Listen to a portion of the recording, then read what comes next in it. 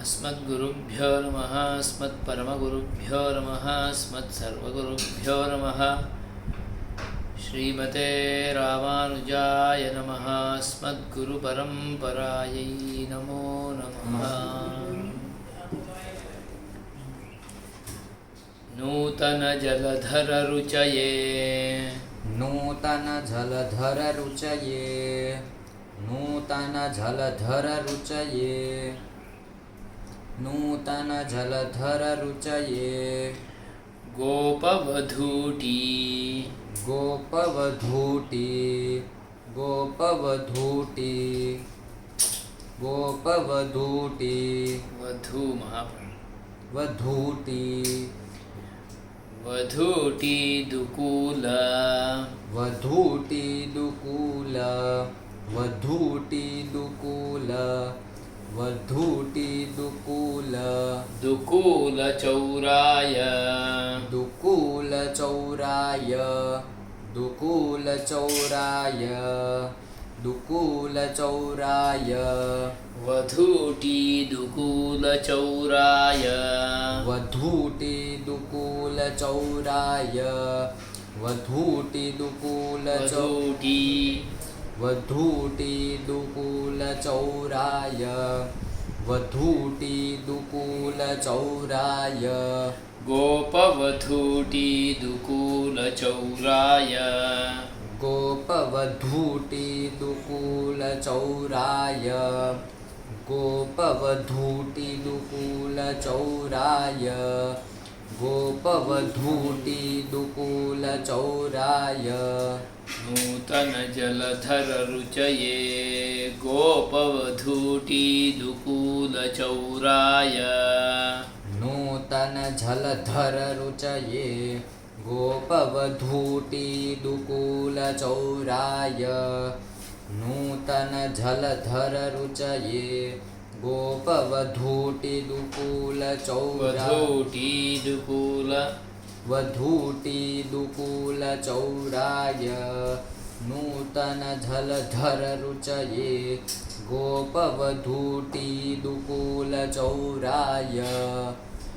तस्मै कृष्णाय नमः। तस्मै कृष्णाय नमः। तस्मै कृष्णाय नमः। तस्मै कृष्णाय नमः। संसार संसार संसार संसार महीरुहस्य बीजाय महीरुहस्य बीजाय महीरुहस्य बीजाय महीरुहस्य बीजाय संसारमहीरुहस्य बीजाय संसारमहीरुहस्य बीजाय संसारमहीरुहस्य बीजाय संसारमहीरुहस्य बीजाय तस्मै कृष्णाय नमः। संसारमहीरुहस्य बीजाय तस्मै कृष्णाय नमः। नमः संसारमहीरुहस्य बीजाय तस्मै कृष्णाय नमः संसारमहीरुहस्य बीजाय तस्मै कृष्णाय नमः संसारमहीरुहस्य बीजाय नूतनजलधररुचये गोपवधूटी दुकूलचौराय तस्मै कृष्णाय नमः संसारमहीरुहस्य बीजाय नूतनजलधररुचये गोपवधूटी दुकूलचौराय तस्मै कृष्णाय नमः संसारमहीरुहस्य बीजाय नूतनजलधररुचये गोपवधूटी दुकूलचौराय तस्मै कृष्णाय नमः संसारमहीरुहस्य बीजाय द्रव्यं गुणस्तथा कर्म द्रव्यं गुणस्तथा कर्म द्रव्यं गुणस्तथा कर्म द्रव्यं गुणस्तथा कर्म सामान्यं सविशेषकम् सामान्यं सविशेषकं सामान्यं सविशेषकं सामान्यं सविशेषकं द्रव्यं गुणस्तथा कर्म सामान्यं सविशेषकम् द्रव्यं गुणस्तथा कर्म सामान्यं सविशेषकं द्रव्यं गुणस्तथा कर्म सामान्यं सविशेषकं द्रव्यं गुणस्तथा कर्म सामान्यं सविशेषकं समवायस्तथा भावः समवायस्तथा भावः समवायस्तथा भावः समवायस्तथा भावः पदार्थाः सप्तकीर्तिताः पदार्थाः सप्तकीर्तिताः पदार्थाः सप्तकीर्तिताः पदार्थाः सप्तकीर्तिताः समवायस्तथा भावः पदार्थाः सप्तकीर्तिताः समवायस्तथा भावः पदार्थाः सप्तकीर्तिताः समवायस्तथा भावः पदार्थाः सप्तकीर्तिताः समवायस्तथा भावः पदार्थाः सप्तकीर्तिताः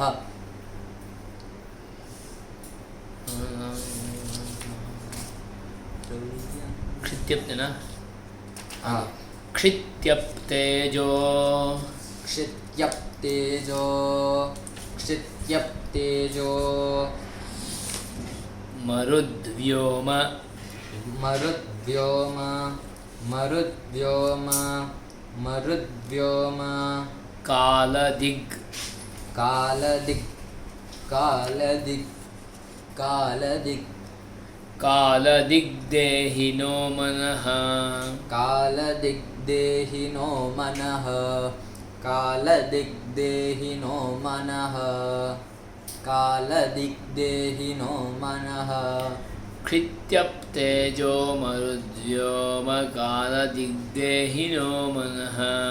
क्षित्यप्तेजो मरुद्व्योम कालदिग्देहिनो मनः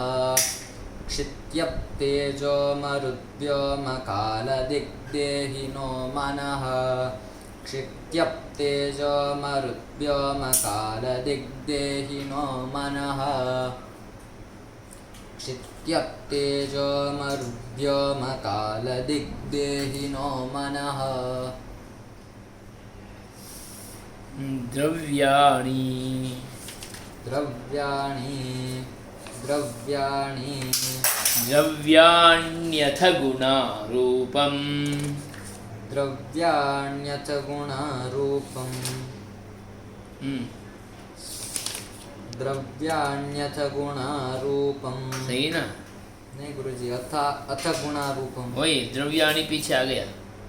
पहले जोड़ना आपको।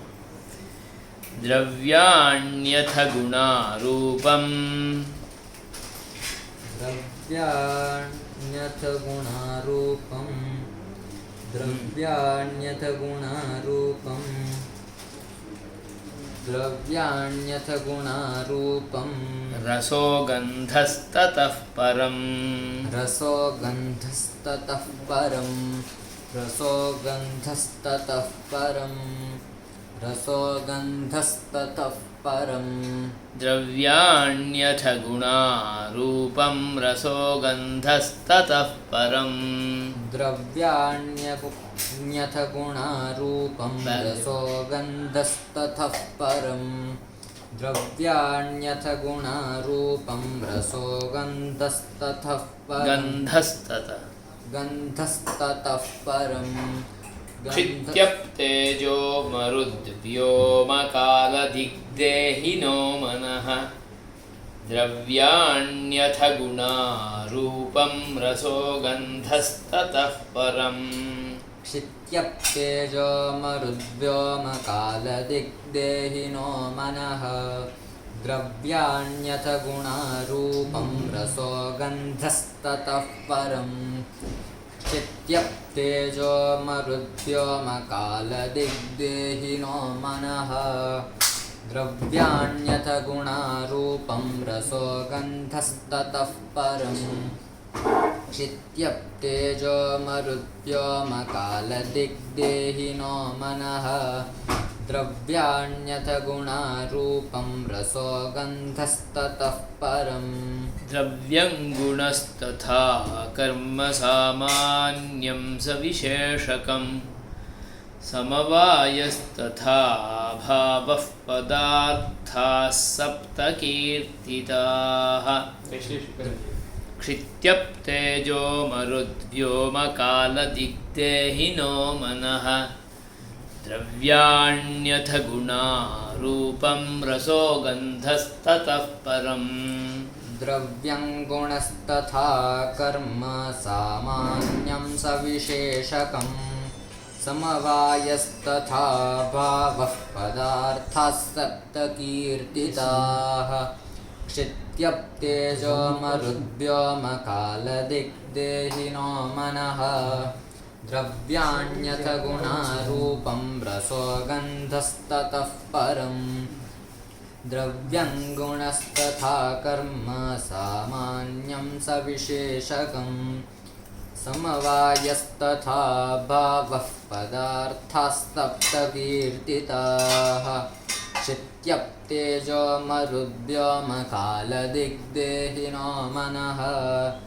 द्रव्याण्यथ गुणा रूपं रसो गन्धस्ततः परम् स्पर्शः संख्या परिमितिः स्पर्शः संख्या परिमितिः स्पर्शः संख्या परिमितिः स्पर्शः संख्या परिमितिः स्पर्शः संख्या परिमितिः पृथक्त्वं च ततः परम् पृथक्त्वं च ततः परम् पृथक्त्वं च पृथक्त्वं च ततः परम् पृथक्त्वं च ततः परम् स्पर्शः संख्या परिमितिः पृथक्त्वं च ततः परम् स्पर्शः संख्या परिमितिः पृथक्त्वं च ततः परम् स्पर्शः संख्या परिमितिः परिमितिः पृथक् परिमितिः पृथक्त्वं च ततः परम् स्पर्शः संख्या परिमितिः पृथक्त्वं च ततः परम् संयोगश्च विभागश्च संयोगश्च विभागश्च संयोगश्च विभागश्च संयोगश्च विभागश्च परत्वं चापरत्वकम् परत्वं चापरत्वकम् परत्वं चापरत्वकम् परत्वं चापरत्वकम् संयोगश्च विभागश्च परत्वं चापरत्वकम् संयोगश्च विभागश्च परत्वं चापरत्वकम् संयोगश्च विभागश्च परत्वं चापरत्वकम् संयोगश्च विभागश्च परत्वं चापरत्वकम् बुद्धिः स्पर्शः संख्या परिमितिः पृथक्त्वं च ततः परम् संयोगश्च विभागश्च परत्वं चापरत्वकम् स्पर्शः संख्या परिमितिः पृथक्त्वं च ततः परम् संयोगश्च विभागश्च परत्वं चापरत्वकम् स्पर्शः संख्या परिमितिः पृथक्त्वं च ततः परम् संयोगश्च विभागश्च परत्वं चापरत्वकम् स्पर्शः संख्या परिमितिः पृथक्त्वं च ततः परम् संयोगश्च विभागश्च परत्वं चापरत्वकम् बुद्धिः सुखं दुःखमिच्छा बुद्धिः सुखं दुःखमिच्छा बुद्धिः सुखं दुःखमिच्छा बुद्धिः सुखं बुद्धिः सुखं दुःखमिच्छा बुद्धिः सुखं दुःखमिच्छा बुद्धिः सुखं दुःखमिच्छा द्वेषो यत्नो गुरुत्वकम् द्वेषो यत्नो गुरुत्वकम् द्वेषो यत्नो गुरुत्वकम् द्वेषो यत्नो गुरुत्वकम् बुद्धिः सुखं दुःखमिच्छा द्वेषो यत्नो गुरुत्वकम् बुद्धिः सुखं दुःखमिच्छा द्वेषो यत्नो गुरुत्वकम् बुद्धिः सुखं दुःखमिच्छा द्वेषो यत्नो गुरुत्वकम् बुद्धिः सुखं दुःखमिच्छा द्वेषो यत्नो गुरुत्वकम् द्रवत्वं स्नेहसंस्कारौ द्रवत्वं स्नेहसंस्कारौ द्रवत्वं स्नेहसंस्कारौ द्रवत्वं स्नेहसंस्कारौ अदृष्टं शब्द एव च अदृष्टं शब्द एव च अदृष्टं शब्द एव च अदृष्टं शब्द एव च द्रवत्वं स्नेहसंस्कारावदृष्टं शब्द एव च द्रवत्वं स्नेहसंस्कारावदृष्टं शब्द एव च द्रवत्वं स्नेहसंस्कारावदृष्टं शब्द एव च द्रवत्वं स्नेहसंस्कारावदृष्टं शब्द एव च बुद्धिः सुखं दुःखमिच्छा द्वेषो यत्नो गुरुत्वकम् द्रवत्वं स्नेहसंस्कारावदृष्टं शब्द एव च बुद्धिः सुखं दुःखमिच्छा द्वेषो यत्नो गुरुत्वकम्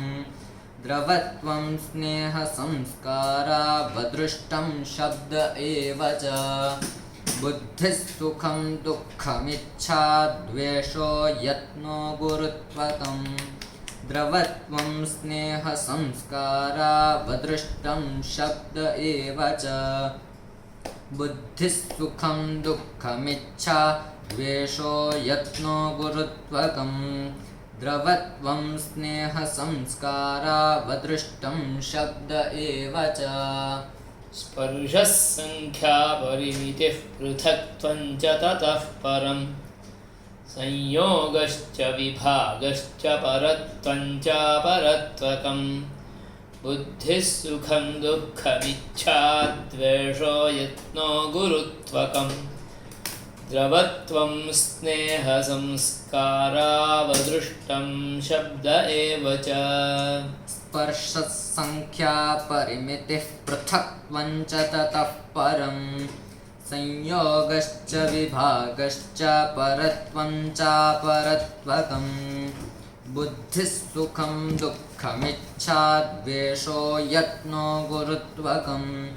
द्रवत्वं स्नेहसंस्कारावदृष्टं शब्द एव च स्पर्शसंख्यापरिमितिः पृथक्त्वं च ततः परं संयोगश्च विभागश्च परत्वं च परत्वकम् बुद्धिः सुखं दुःखमिच्छा द्वेषो यत्नो गुरुत्वकम् द्रवत्वं स्नेहसंस्कारावदृष्टं शब्द एव च स्पर्शसंख्यापरिमितिः पृथक्त्वं च ततः परं संयोगश्च विभागश्च परत्वं च परत्वकम् बुद्धिः सुखं दुःखमिच्छा द्वेषो यत्नो गुरुत्वकम् द्रवत्वं स्नेहसंस्कारावदृष्टं शब्द एव च नूतनजलधररुचये गोपवधूटीदुकूलचौराय तस्मै कृष्णाय नमः संसारमहीरुहस्य बीजाय द्रव्यं गुणस्तथा कर्म सामान्यं सविशेषकम् समवायस्तथा भावः पदार्थाः सप्तकीर्तिताः क्षित्यप्तेजो मरुद्व्योमकालदिग्देहिनो मनः द्रव्याण्यथ गुणा रूपं रसो गन्धस्ततः परम् स्पर्शः संख्या परिमितिः पृथक्त्वं च ततः परम् संयोगश्च विभागश्च परत्वं चापरत्वकम् बुद्धिः सुखं दुःखमिच्छा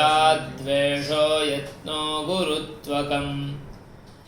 द्रवत्वं स्नेहसंस्कारावदृष्टं शब्द एव च नूतन जलधर रुचये गोपवधूटिदुकूलचौराय तस्मै कृष्णाय नमः संसारमहीरुहस्य बीजाय द्रव्यं गुणस्तथा कर्म सामान्यं सामान्यं सविशेषकं समवायस्तथा भावः पदार्थाः सप्तकीर्तिताः क्षित्यप्तेजोमरुद्व्योमकालदिग्देहिनो मनः द्रव्याण्यथ गुणारूपम् अथ द्रव्याण्यथ द्रव्याण्यथ गुणारूपं रसो गन्धस्ततः परम् स्पर्शः संख्यापरिमितिः पृथक्त्वं च ततः परम् संयोगश्च विभागश्च परत्वं चापरत्वकम् बुद्धिः सुखं दुःखमिच्छा द्वेषो यत्नो गुरुत्वकम् द्रवत्वं स्नेहसंस्कारावदृष्टं शब्द एव च नूतनजलधररुचये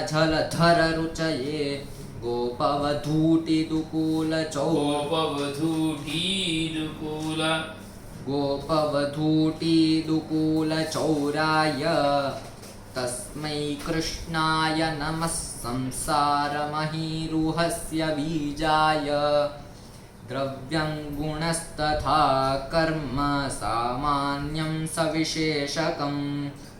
समवायस्तथा भावः पदार्थाः सप्तकीर्तिताः